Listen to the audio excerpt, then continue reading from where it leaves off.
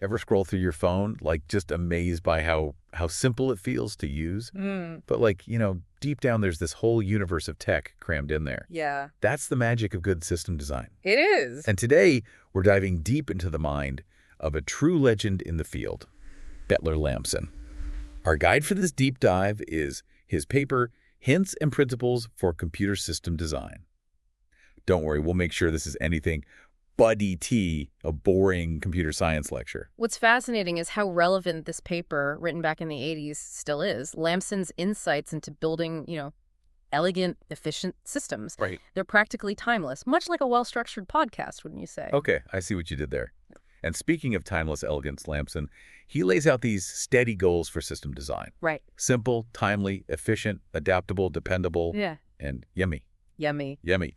Now, I'm really curious. Yeah. But first, let's dig into this idea of abstraction is king. Okay. What does that even mean? So it's all about creating these mental shortcuts, right, that make technology approachable. Okay. Think about that touch interface on your phone. Right. Pure abstraction.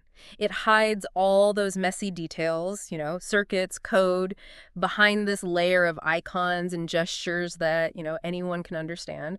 You don't need to be a programmer to send a text message. Right. The complexity is hidden, which makes it simple for you.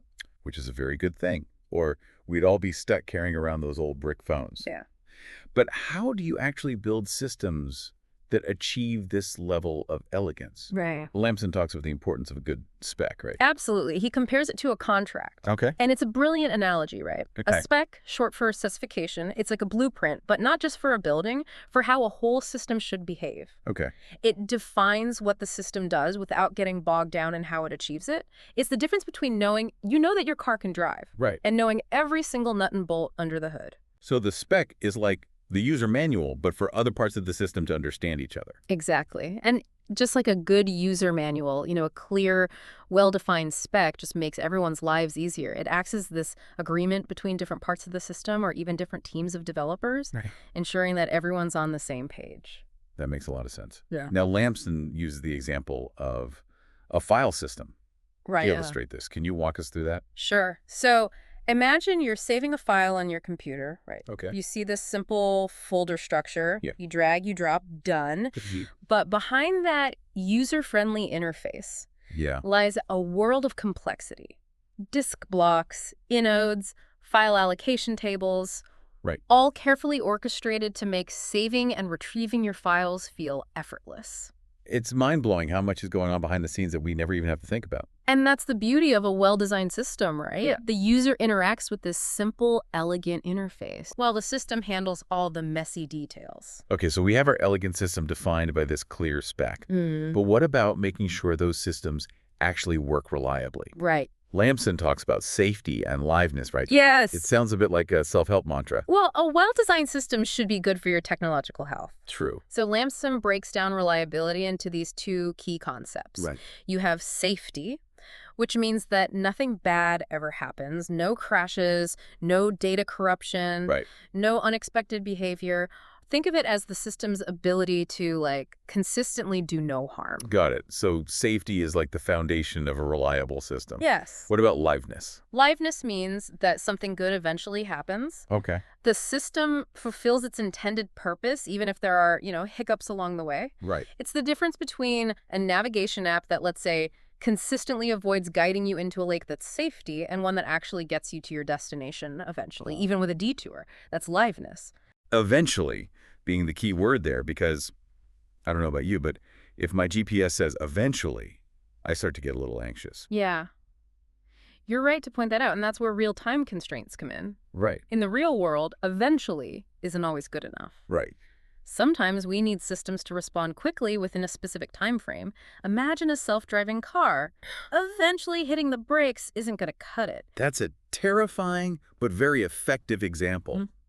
So how do you design for safety, liveness, and those real-time demands? It sounds like a tall order. It is, and Lampson acknowledges that achieving all three simultaneously can be a challenge. Right. It requires careful consideration of trade-offs.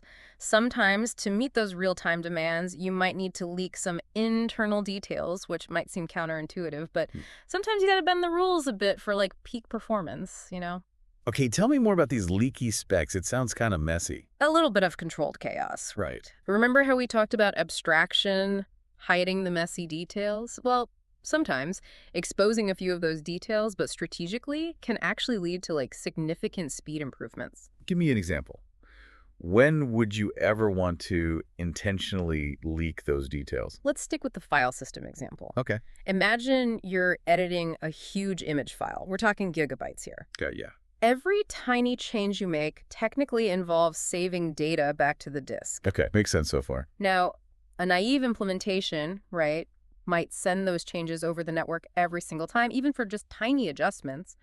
But by leaking the fact that the file is being accessed locally, we can implement clever caching mechanisms that batch those changes and only send them over the network when absolutely necessary. So you're basically giving the system a bit of a shortcut, even if it means breaking the illusion of that perfect abstraction a little bit. Precisely. It's like creating an express lane for specific types of data, making the whole process much smoother and faster. Yeah. It's all about finding the right balance between elegance and efficiency. Finding that balance seems to be a running theme here. Now, what about modularity? Okay. That sounds a lot more organized. I'm picturing those satisfyingly neat Lego creations. Great analogy. Right. Modularity is all about breaking down complex systems into smaller, self-contained units, modules, Right. that can be designed and developed kind of independently. Like building a house, you don't need to reinvent plumbing every time. You just connect the standard pipes to your fancy new sink. Right, and you can swap out that sink later if you want to remodel without redoing the entire bathroom. I see how that applies to code, too, making it easier to update and maintain. Exactly. And these modules can be organized into layers, like a well-structured building, right? You might have your application at the top layer built on a web framework, which sits on a database, then an operating system, and finally, the hardware. Each layer only interacts with the ones directly above and below it, making the whole system more manageable. But doesn't adding more and more layers just create more complexity? Aren't there more points where things could go wrong? There's always a trade-off. Too many layers can lead to what Lampson hilariously called celebrity beeps. Celebrity beeps. Now I need to hear this story. So apparently, in a previous version of Windows, someone thought it would be fun to have celebrity-themed notification sounds. Sounds cool on paper, right?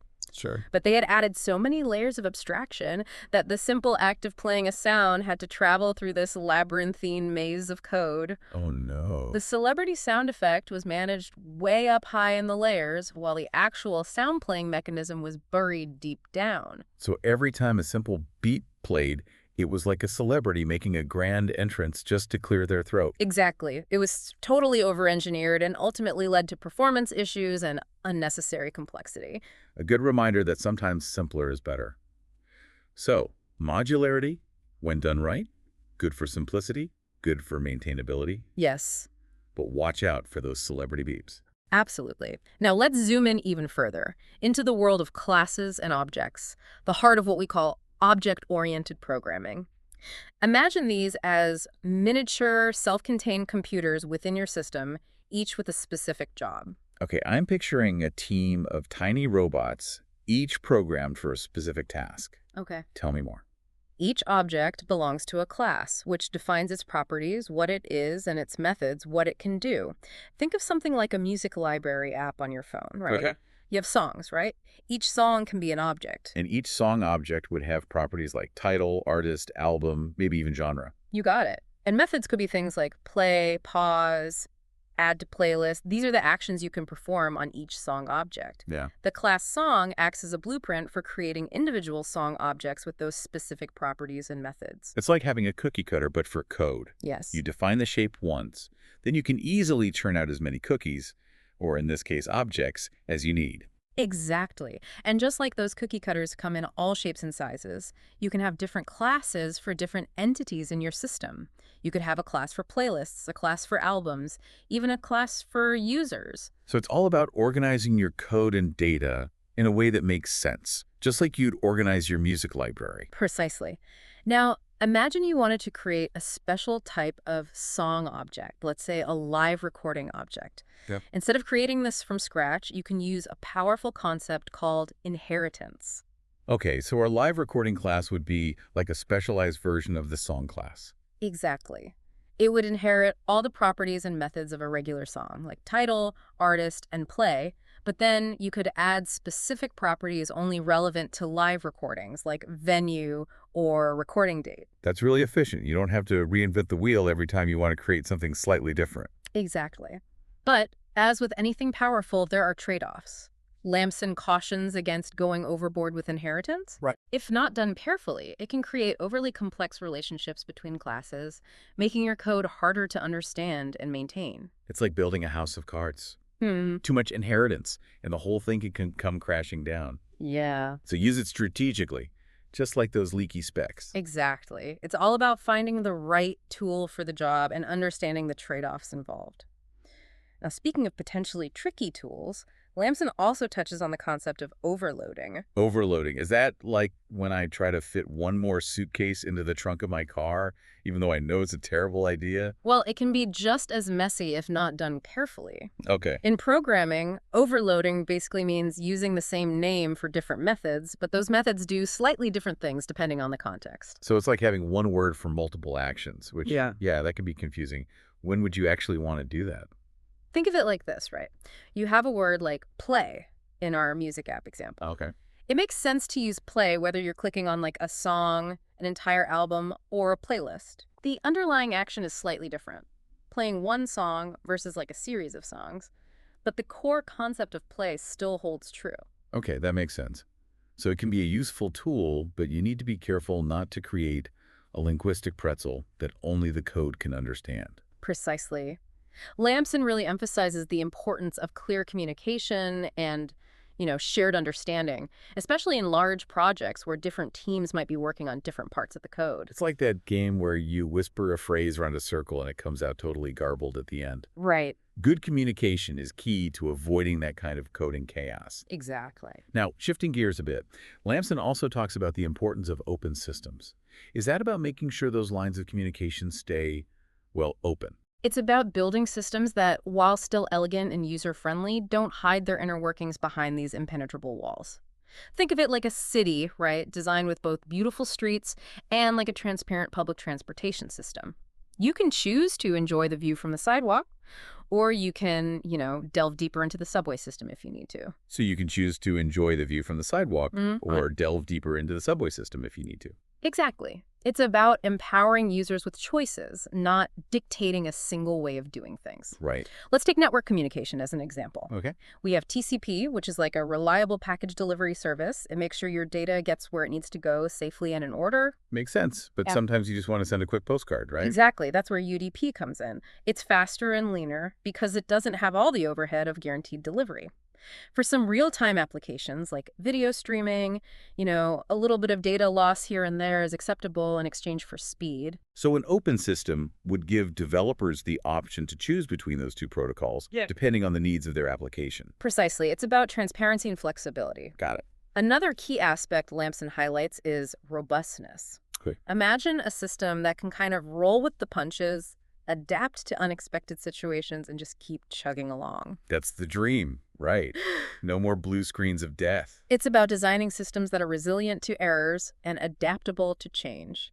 Lampson has this great quote, "Be conservative in what you do. Be liberal in what you accept from others." That's brilliant. It's like being prepared for anything. Yeah. Like that friend who always brings a backup dish to a potluck, just in case. I love that analogy. You've got to anticipate potential problems, handle different inputs, and not be too rigid in your expectations. So build systems that are robust, adaptable, like a well-seasoned cast iron pan that can handle whatever you throw at it. Precisely. And this principle applies to technical standards as well. We rely on standards for things like Wi-Fi or USB to make sure that, devices from different manufacturers can work together. Right, but I imagine even standards can become a bit much. They can become bloated and complex, weighed down by years of additions and revisions. Right. Lampson reminds us to be discerning, to focus on the core principles of a standard, and not get bogged down in every bell and whistle.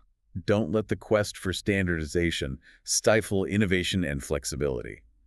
Now, we've covered so much ground here, from abstraction to robustness and beyond. But before we wrap up, I have to ask, is there one big takeaway, one Lampson nugget of wisdom to leave our listeners with today? That's a great question. I think the most important takeaway is this. There's no single right way to design a system. Okay. Just like a city can be explored from different perspectives, the streets, the skyline, the subway system, a computer system can be understood through various lenses. So different viewpoints for different purposes. Exactly. You might choose to analyze a system based on its current state, like taking a snapshot. Or you might focus on the sequence of actions that led to that state, like rewinding a tape. Or maybe even a combination of both, depending on what you're trying to achieve. Precisely. The key is to choose the perspective that best illuminates the problem you're trying to solve, which is very much what we try to do here on the Deep Dive. There you go. We took a dense, complex paper and extracted the most interesting, relevant bits for our listeners. No celebrity beeps included. And hopefully it left you with a new appreciation for the elegance and power of good system design. It's all around us, even if we don't always see it. It's like we've unlocked a secret level of understanding for how the tech world works. So next time you're marveling at the simplicity of your favorite app or gadget, remember Butler Lampson and his timeless principles. Until next time, keep those brains curious and your designs elegant.